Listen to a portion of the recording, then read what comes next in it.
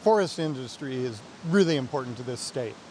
The state was founded on the backbone of the timber industry. In fact, Port Blakely was founded in 1864 before statehood, before Seattle was even a city.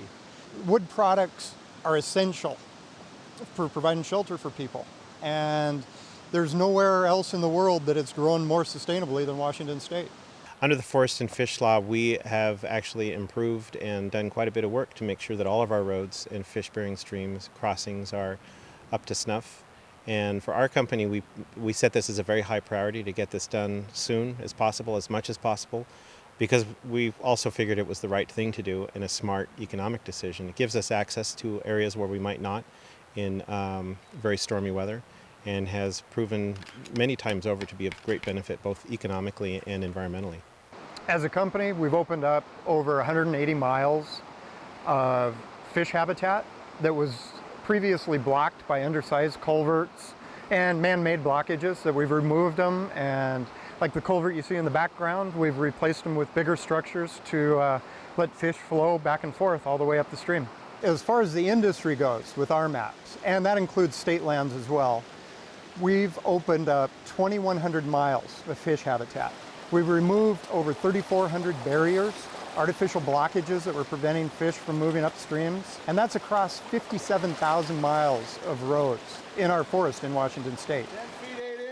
Once the forest and fish rules were enacted, first of all, we were given 5 years to inventory our roads, basically inventory them, do an assessment where we had fish barriers, where the fish passage issues were, and areas that were possibly problems as far as sediment delivery to public resources. So we did the inventory, and then we were given 15 years to do the design work and then get the accomplishments done.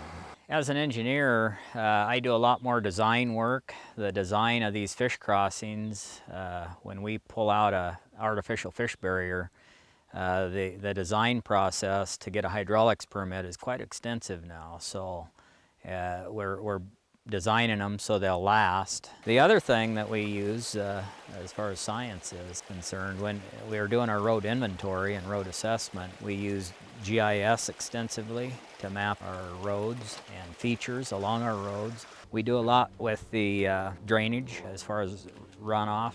When we haul logs, a lot of times when it's raining, as it does in western Washington, there's turbid runoff, and we get that out onto the forest floor as frequently as possible through ditch outs, cross drains, things like that.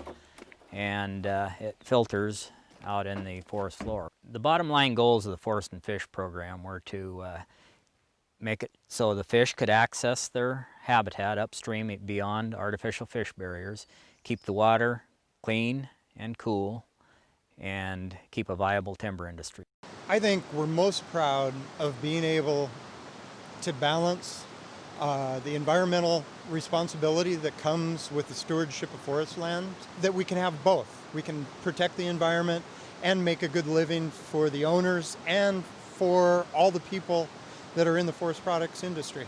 Well, clearly, just by the scale of forestry in the state, it's a big economic driver. It's very critical to the state, and it's also a resource that not every place in the world has. It's something very special to the Pacific Northwest, so it's a big player, and it's very important, and it has to be done responsibly over the long term for it to be here for another 100, 200 years.